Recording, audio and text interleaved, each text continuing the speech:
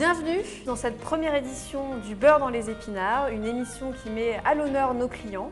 Alors, pourquoi ce nom du beurre dans les épinards? Parce que chez Elior, on est convaincu que la co-construction, l'intelligence collective, ça permet de mettre en œuvre des projets de qualité, des projets qui font sens chez nos clients.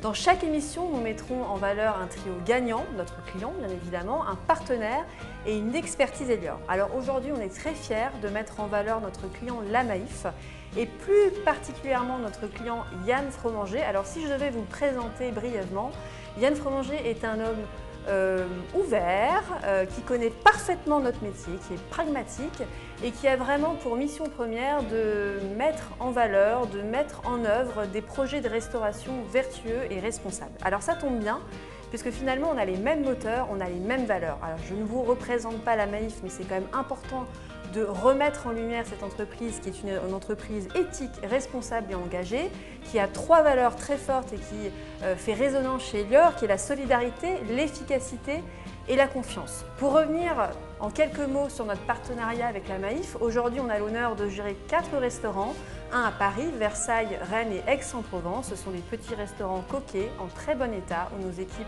ont vraiment l'honneur et le bonheur d'œuvrer au quotidien. Des restaurants qui vacillent entre 80 et 140 couverts. Et d'autres clients, c'est pour ça qu'ils connaissent aussi parfaitement notre métier, œuvrent sur le restaurant de Niort qui est en autogestion aujourd'hui. Alors le sujet qui va nous intéresser aujourd'hui est l'antenne parisienne de La Maïf. Toutefois, il était quand même important de revenir sur un projet qui est poussé par notre client aujourd'hui sur son site de Niort, qui est toute la démarche du Resto Responsable, qui est parrainée par la Fondation Nicolas Hulot. On trouve la démarche excessivement vertueuse et ça nous semblait important et intéressant aussi de la mettre en œuvre sur les restaurants que nous gérons aujourd'hui. Donc le premier site pilote sera celui de Rennes, dans la continuité du restaurant de Niort. Et donc on remercie notre client pour ces démarches extrêmement intéressantes. Alors on va rentrer dans les coulisses, dans le vif du sujet du projet de l'antenne parisienne à Paris 7e. Et donc je vous invite à me rejoindre pour la première partie de l'émission, la cerise sur le gâteau. Suivez-moi.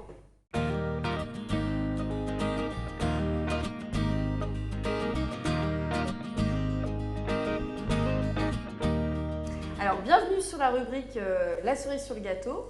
Donc là, l'idée, c'est vraiment de vous amener dans les coulisses du projet de restauration de l'antenne parisienne donc de La Maïf. Donc, pour ce faire, il fallait que je réunisse le trio gagnant. Donc, notre client, Yann, que je vous ai déjà présenté. Jean-Pierre Bourris, notre partenaire, donc le fondateur de Casseroles et des idées, et qui est un partenaire exclusif et innovant d'Elior. Cécile Gingue, qui est notre responsable grand compte La Maïf, qu'on pourrait renommer la fée opérationnelle, hein, Cécile. Donc là, l'idée, c'est vraiment qu'on puisse échanger ensemble, comprendre comment une idée se transforme de façon opérationnelle sur le site d'un client. Alors Yann, on va commencer bien évidemment par le début de l'histoire. Finalement, comment l'idée est née, quelles ont été les prémices de ce projet, voilà, comment vous avez imaginé les choses dans la première étape à La Maïf. Écoutez, le nouveau site parisien se voulait être un site assez innovant où pouvaient converger les salariés de l'ensemble de la France pour y découvrir et y vivre une expérience particulière. C'est vrai qu'au moment où on a commencé à regarder quel type de restauration on pouvait mettre en place, on a visité pas mal de sites, vu pas mal de concepts, et puis on a pu croiser Jean-Pierre à l'occasion effectivement d'une visite d'un site qui nous avait particulièrement marqué. Et donc, voilà, ça nous a permis de peaufiner un petit peu. C'est BETC Kitchen. Oui, c'est BETC Kitchen que Jean-Pierre a mis en place. Et c'est vrai que ce site nous avait particulièrement marqué. Et du coup, on a souhaité aller vers ce type de restauration qui est complètement en rupture par rapport au code traditionnel de la restauration collective. Très bien. Cécile, est-ce que tu peux nous expliquer, donc là, effectivement, c'est l'idée très ambitieuse première de notre client. Comment on a finalement retranscrit cette idée, ce projet innovant sur le papier avant la mise en œuvre opérationnelle?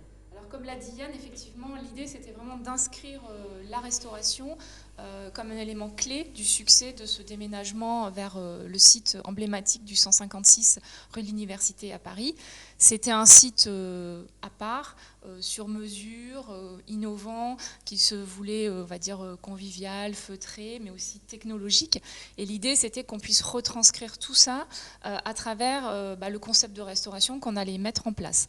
Donc le brief de la Maïf était à la fois très clair sur une attente importante sur la qualité de la prestation, la qualité du service, l'innovation, avec effectivement une volonté d'un parcours 100% digital, mais aussi des attentes RSE, puisque ce bâtiment est labellisé Osmose. Donc il y avait tout ce brief, on va dire, très très classique et qualitatif. Et puis, il y avait aussi un carnet de tendances qui nous a été fourni, effectivement, hein, puisque la Maïf, comme l'a dit Yann, avait un petit peu regardé dans les concepts de restauration, les enseignes, ce qu'ils appréciaient. Et l'idée, c'était quand même d'aller prendre le meilleur de chacun de ces concepts pour le retrouver dans ces nouveaux espaces de restauration de la Maïf. Tout à fait. Hein. On voit ici l'écrin dans lequel on œuvre, et on avait à l'époque déjà des vues 3D qui étaient très très réalistes. Voilà. Donc pour ce faire, on a décidé chez Elior vraiment de partir d'une page blanche. C'est vrai qu'on n'a pas essayé d'adapter, de remettre au goût du jour des concepts déjà existants. On est vraiment parti de la page blanche, et pour ça, on a constitué un groupe projet, je dirais éclectique et complémentaire, puisqu'il y avait des gens comme moi qui sont classiques et voilà, qui connaissaient bien le client. Il y avait aussi Véronique Chigot, une de nos responsables développement, qui est très, on va dire, très branchée, qui adore l'innovation, les nouvelles tendances. Et puis, on est allé chercher effectivement des compétences extérieures, des talents externes avec Jean-Pierre, qui nous a amené la touche de folie, mais aussi une vraie expertise de l'expérience convive. Et puis aussi tout son réseau des plus grands talents culinaires de la place de Paris. Et ça, c'est super important, parce que quand on veut être vraiment dans l'air du temps, ça compte énormément. Et puis, il nous a aussi bien bousculé, il faut bien le dire. Hein. Ça a été vraiment important. Voilà. Alors, très bien. Tu as très bien résumé finalement la force d'un projet qui met à l'honneur l'intelligence collective, où chacun apporte sa pierre à l'édifice. Alors justement, Jean-Pierre, on sait que tu étais déjà dans l'équipe projet de la conception. Mais est-ce que tu peux finalement revenir sur comment une idée, un concept se transforme en mise en œuvre opérationnelle pour être au rendez-vous et créer l'effet waouh dès le premier jour sur le site? Alors en effet, pour avoir rencontré la Maïf chez BETC Kitchen, en tous les cas à Pantin, la transformation, je dirais, du beau projet papier glacé en opérationnel n'était pas forcément chose évidente prime abord, mais ça s'est fait très naturellement, de passer de l'artisanat, je dirais, d'une start-up comme BETC Kitchen à l'immensité d'un groupe comme Elior Entreprises, et de venir bousculer les codes. Donc, bien évidemment, je ne suis pas passé inaperçu au sein d'Elior Entreprises en arrivant avec, je dirais, cette folie, cette extravagance de vouloir bousculer les codes de la restauration. Mais en tous les cas, le projet de la Maïf était bien de transformer la restauration collective en une restauration commerciale collective. Donc voilà, donc ça a été vraiment un projet qui est toujours, je dirais, en émulation. On est toujours dans la recherche des nouvelles tendances, parce qu'on se dit qu'un projet comme la Maïf ne doit pas rester, ne doit pas stagner dans ses abîmes, et au contraire doit se développer et toujours être, je dirais, en émulation. Donc aujourd'hui, le projet de la Maïf, c'est une belle transformation d'un projet artisanal dans un grand groupe comme Elior Entreprises. Donc la transformation, je veux dire, est extrêmement bien réussie. Et on sait aujourd'hui que Elior Entreprises fait la différence face à ses concurrents en sachant s'approprier de nouveaux codes de restauration et s'allier avec des partenaires complètement audacieux, fous et un peu farfelus comme moi.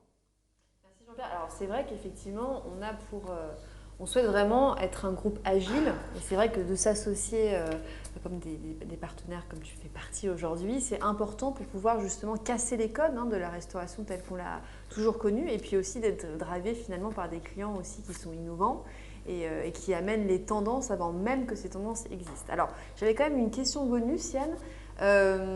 Quelle a été finalement votre sensation quand vous avez découvert les espaces ça y est, mis en œuvre de façon opérationnelle le premier jour de la prestation ou les premiers jours? J'imagine que Vous avez dû être fier finalement de cet aboutissement.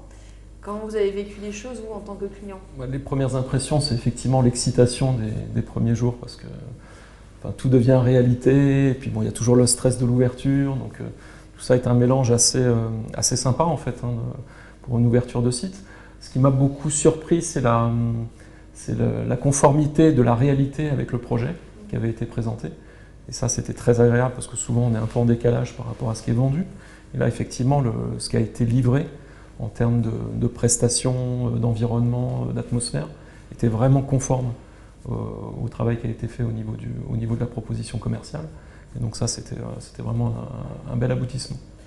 Alors merci Yann. Ce qui est peut-être important, parce que nos invités ne sont pas vraiment au fait de tout le projet, c'est peut-être de revenir quand même sur l'innovation un peu centrale de ce projet, qui est le click and serve.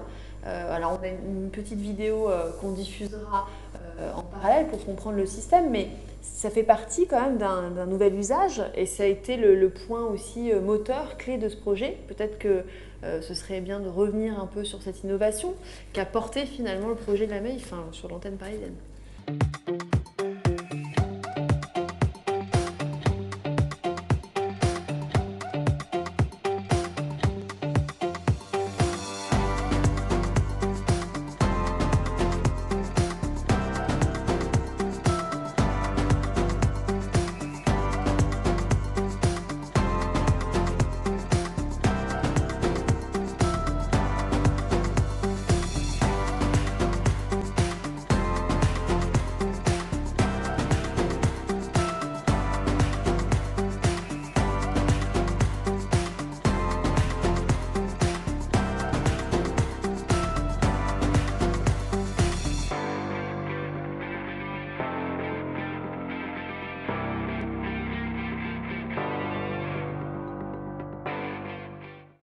Le projet de la Maïf qui était ambitieux aussi dans un écrin, comme on peut le voir sur l'écran, qui est vraiment, on pourrait dire, un restaurant de type commercial, branché. On pourrait se retrouver dans un restaurant bistronomique ou une étoile du guide Michelin.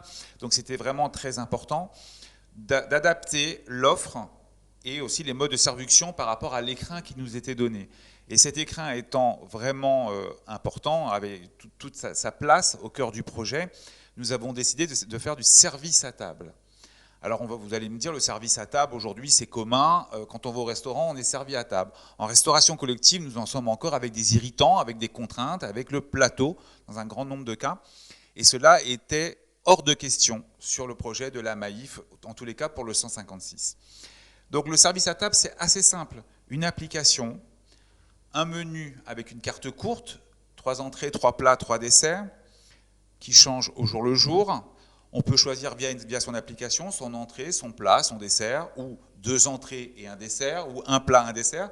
C'est assez libre. Nous sommes vraiment, en osmose avec l'application, selon ses envies, ses humeurs et ce que l'on a envie de partager au moment présent. On choisit, on sélectionne son numéro de table où nous sommes assis, et l'ensemble des convives, si nous devions déjeuner tous les 4, chacun passerait sa commande. Tout ça partirait dans les méandres de l'espace, un peu comme notre ami Elon Musk que vous affectionnez particulièrement, Cécile, avec Tesla qui envoie beaucoup de choses sur la Lune. Tout ça par... On va finir sur la Lune avec toi, nous Jean-Pierre. nous finirons un jour par un restaurant sur Mars, je pense. Et tout ça vient s'agréger en une seule commande pour une table. Et ensuite, vous êtes servi comme dans un restaurant, les entrées, les plats et les desserts. Donc Muriel Robin ne peut plus venir pour partager l'addition non plus à la fin. Donc chacun a déjà payé au début de son repas. Tout se passe de façon très conviviale, mais ça devient la nouvelle façon de consommer sans irritant aujourd'hui. Et je peux même dire que les plus réfractaires à l'époque, et je vois le petit sourire de Yann quand je dis ça, les plus réfractaires à l'époque se sont pris au jeu. Nous ne donnerons pas de noms aujourd'hui, mais en tous les cas, tout était vraiment sympathique et les plus réfractaires sont devenus les plus addicts. Alors justement, Yann, ce qui m'intéresse, c'est que vous, en tant que consommateur, la première fois que vous avez testé l'expérience finalement du service à table, comment vous avez vécu l'expérience? Vous êtes notre partenaire, mais vous êtes aussi un consommateur du quotidien sur les restaurants. En fait, le concept qui est proposé ici est vraiment intéressant parce qu'il allie à la fois la tradition de la gastronomie avec le service à table et puis effectivement quelque chose de nouveau avec le digital et cette expérience digitale qui facilite effectivement la prise de commande. Donc ça, c'était très intéressant. Le service à table, alors on a un historique aussi avec la Maïf du service à table qui est assez important, puisque sur notre siège à Niort, il y a quelques années, il y a 5-6 ans, on faisait du service à table. On a fait le chemin inverse et on est passé effectivement sur un mode plus traditionnel de restauration collective, aussi vu la taille du site. Donc c'est vrai que de revenir à du service à table, ça avait aussi son importance sur le site parisien. On renouvelait un petit peu avec les traditions de la Maïf et l'expérience utilisateur. Bon, sachant qu'on ne l'a pas précisé, mais le site est une petite pépite architecturale, enfin, tout a été pensé vraiment pour se sentir comme à la maison. Et ce qu'on n'a pas précisé, c'est quand même important, c'est que là on parle effectivement de l'usage digital, mais il y a aussi toute une ambiance sur les tenues, sur les compétences du personnel. Si on revient un peu en arrière sur les plats, vraiment une attention aux produits frais, aux produits de saison, avec une expertise du dressage très poussée. Donc ça, c'est peut-être important aussi, Cécile et Jean-Pierre, de revenir sur cette recherche en fait, de profils spécifiques qui répondent à la restauration commerciale, et aussi avec la valorisation des équipes, avec des tenues qui cassent vraiment les codes de la restauration collective telle qu'on l'a toujours connue. Donc c'est peut-être important de revenir aussi sur ce sujet, avec la marque aussi de café qu'on a pu mettre en place sur le petit corner dédié. C'est important aussi de revenir sur ce sujet, qui sont, à mon sens, des points aussi innovants et très marquants du projet de la Maïf. Oui, il y avait de très grands marqueurs pour la Maïf dès le début, dès notre première rencontre chez BETC Kitchen, qui par la suite a perduré quand Cécile et Véronique m'ont contacté pour travailler sur ce beau projet. On avait évidemment l'esprit comptoir avec le zinc, et le zinc, ça revient dans la tradition, on se retrouve le matin pour prendre un café, et l'expérience café, on l'a voulu aussi vraiment travailler. Ce n'est pas simplement un café, on travaille aujourd'hui le café coutume au 156, qui est un café très particulier, avec des fragrances qui sont vraiment, je dirais, très notées. Et il faut vraiment être amateur, c'est la culture du café. C'est pas simplement un café, mais dès l'entrée dans l'immeuble du 156, quand on prend un café, c'est déjà sujet à conversation, sujet à débattre, parce que le café est particulier, c'est un vrai choix de la Maïf. Ensuite, pour tout ce qui est de la partie restauration, nous avons choisi une carte courte, comme je l'ai dit précédemment, simple, mais artisanale, vraiment une carte artisanale, cuisinée au jour le jour. Et pour cela, nous sommes allés chercher des talents. J'aime assez dire aujourd'hui des talents, parce que Elior a pris le bon chemin pour aller choisir des expertises dans la restauration commerciale.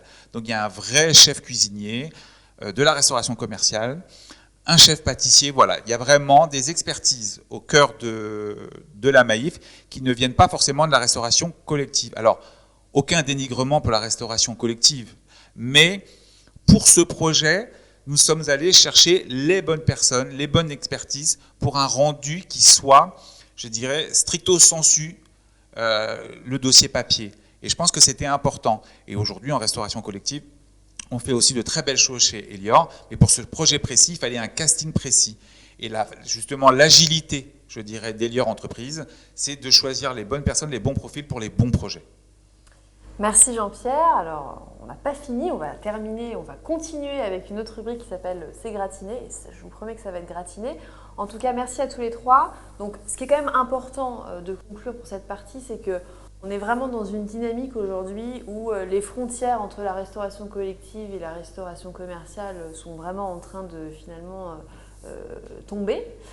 Et c'est typiquement ce genre de projet qui permettent aussi de grandir, de se renouveler, de créer des nouvelles prestations, des nouveaux usages. Et la crise qu'on vient de traverser a aussi amplifié un certain nombre de tendances. Ce qui est quand même important de préciser, c'est que l'inauguration de ce site s'est fait il y a maintenant plus d'1 an et qu'on était très précurseurs sur cette innovation. Donc merci à tous les trois et je vous retrouve dans le centre du lab pour la troisième partie de cette émission, C'est gratiné.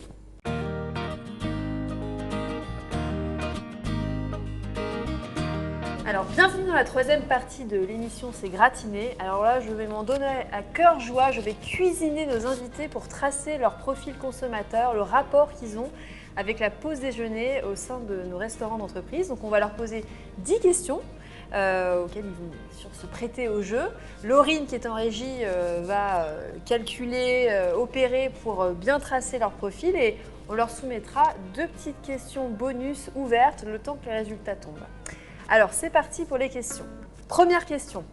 Votre temps de pause déjeuner est pour vous obligatoire, sacré, optionnel, importante? Cécile. Alors, elle est optionnelle. Yann. Obligatoire. Sacré. Parfait. Deuxième question, Laurine. Préférez-vous manger équilibré, des animations qui font voyager, commander ou manger un bon plat de chez Mamie? Jean-Pierre. Manger équilibré. Manger équilibré. Des animations qui font voyager. Parfait. Troisième question. Si vous étiez un aliment, lequel serait-il? Une belle carotte française, le plus beau sushi de Paris, une salade du potager d'à côté ou une pièce de viande généreuse? Cécile. Alors, une belle carotte française. Une belle carotte française. Une belle carotte française pour mon teint. Votre légume fétiche? Épinards, brocolis, endives, poireaux? Alors, moi, c'est les épinards. Les Moi, frais. c'est le brocoli cru. Moi, par dépit, parce qu'il n'y a pas de truffe, je vais prendre le poireau en vinaigrette. Bon, je remarque qu'il y en a une seule qui est corporate avec l'émission, c'est quand même Cécile. Hein. Du beurre dans les épinards, bien joué Cécile. Alors, autre question. De quel ustensile pourriez-vous vous passer? Un verre, un plateau, une assiette ou des couverts? Un plateau. Un plateau. Le plateau aussi. Parfait. Next. À table, êtes-vous plutôt du genre à manger proprement, voyons, savourer mon repas, manger en mode bip bip ou manger beaucoup, je suis très gourmand? Savourer mon repas. Manger en mode bip bip. Manger gourmand. Manger beaucoup, je suis très gourmande. Ok, parfait. Alors, autre question. Avec vos frites, vous êtes plutôt des quoi? Team ketchup, mayonnaise ou moutarde? Team ketchup. Maison. Maison, très important. Mayonnaise. Moi, nature. Ah d'accord, mais non mais il faut que tu choisisses. Alors, hein. team Y a pas- moutarde. Team moutarde, ok super. Autre question. Alors votre ambiance idéale, elle est plutôt craft design, kitchen design, veggie design ou comme à la maison? Kitchen design. Craft design. Comme à la maison. Êtes-vous plutôt frigo connecté, consommé à tout moment, click and serve, consommé sans bouger, click and collect, consommé vite et bien, ou à l'ancienne, jamais sans Macintosh? Click and serve, bien évidemment. Corporate. À l'ancienne. Jamais sans Macintosh. Moi aussi, à l'ancienne. Ça marche. Il y a donc l'innovation et les ringards à côté. Donc, de mémoire, c'est la dernière question, Laurine. Donc, quelle boisson êtes-vous? Thé vert, smoothie boost d'énergie, jus d'abricot ou vin rouge? Moi, je dis pas non à un petit verre de vin rouge. Moi aussi, un petit verre de vin rouge. Thé vert le matin et vin rouge à midi, c'est possible d'avoir deux choix? Ah non. Ah bah alors thé vert pour me démarquer et de montrer que je suis vraiment la différence. Bon. Ok, parfait, Jean-Pierre. Alors, Laurine, je t'invite à me passer la première question bonus le temps que tu fasses les profils. Alors, on va vous poser 2 questions ouvertes. La première, Cécile, je vais te demander, quelle est ta Madeleine de Proust? Alors moi, ce sont les légumes farcis, les petits farcis niçois, courgettes, aubergines, oignons, tomates farcies, que faisait très bien ma grand-mère, ma maman et que je fais aussi. Voilà. C'est venu en appétit tout ça. Yann? Moi, c'est la tarte au citron. Pareil, qui était faite par ma maman. Et que vous arrivez à Ja- refaire de Non, votre côté? jamais. Non, non. J'essaye même pas. Donc, non, mais ça, c'est vrai que c'est un très bon souvenir. Jean-Pierre, j'ai peur de ta réponse. Mais pourquoi avoir toujours peur de mes réponses? Eh ben j'ai la même Madeleine de Proust que Yann, donc c'est ça qui m'inquiète le plus que ma réponse, et aussi la tarte au citron. Et je peux, je pense, parcourir des villes entières ou à travers tous les pays, découvrir toutes les tartes citron du monde, parce qu'elles sont toujours très différentes, et on revient toujours à celle que, moi étant un ancien pâtissier, celle que je faisais quand j'étais très jeune. Parfait. Deuxième question bonus. Alors forcément, on parle de restauration, donc ce qui nous intéresse, c'est d'avoir aussi vos adresses. J'imagine que vous avez tous un restaurant fétiche. Alors on a hâte bien évidemment que tous les restaurants, et pas que les terrasses, réouvrent. Donc Jean-Pierre, quel est ton restaurant fétiche? celui que tu conseilles à nos invités. Alors, j'en ai plusieurs, mais si je devais malheureusement en choisir qu'un, ça c'est le restaurant de Frenchy to Go de Greg Marchand, qui a une étoile au guide Michelin, qui est rue du Nil. Et cette petite rue du Nil qui est située au cœur de Paris, on peut y retrouver évidemment tout ce qui est local, parce qu'il y a vraiment une boucherie locale, terroir d'avenir, où il y a aussi des légumes, un approvisionnement qui est vraiment local, bio, et voilà. Et Greg Marchand a plusieurs restaurants au sein de cette rue. Et c'est vraiment un chef à découvrir avec soit la cave de Greg Marchand, la table de Greg Marchand ou Frenchy to Go. Donc c'est vraiment un chef en devenir. Et pourquoi Frenchy? Parce qu'il a fait ses armes à Londres et il s'appelait le petit Frenchy. Donc on le retient et tout. Donc c'est rue du Nil, c'est vraiment incroyable. Parfait, merci Jean-Pierre, on ira découvrir ça très vite.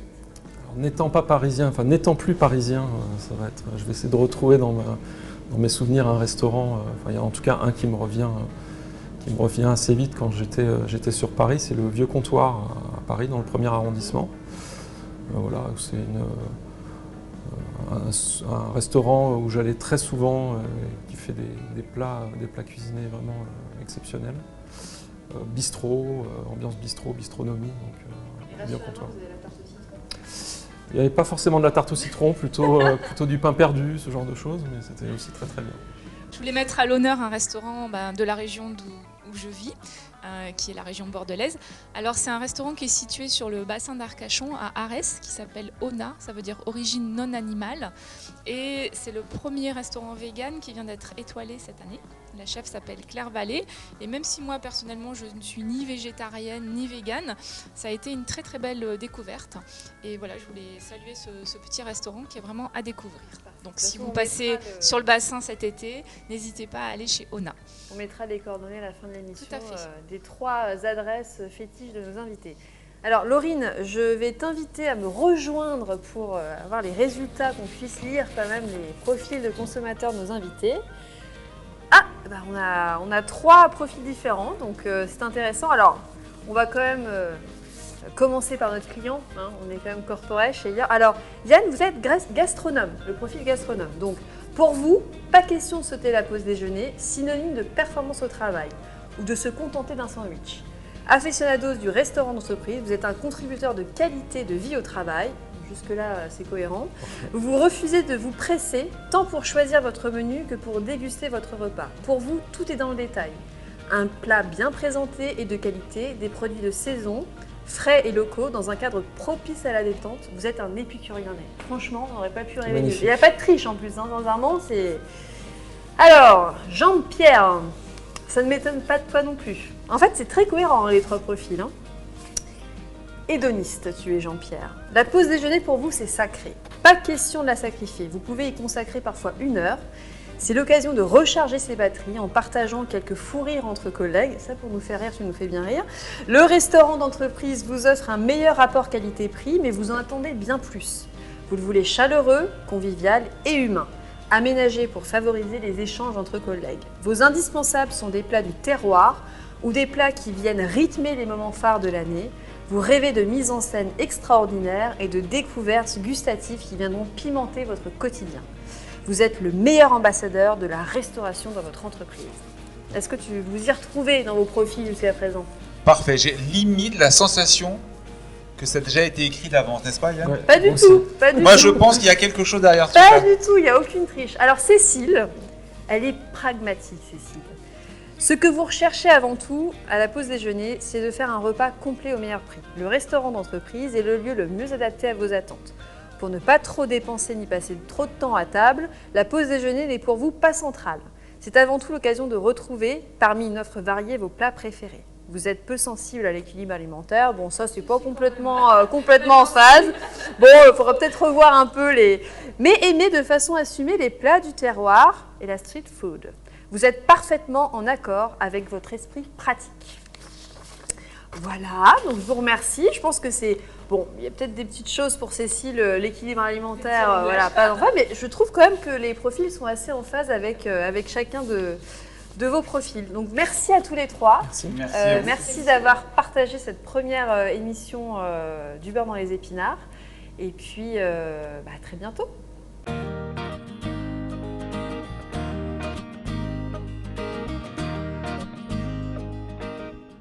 Alors Alors je suis très fière, pour donner le mot de la fin à cette émission, d'avoir pu partager avec vous cette première édition, des échanges qui donnent vie à nos valeurs, aux valeurs que nous partageons avec, pour cette première édition, notre client la Maïf.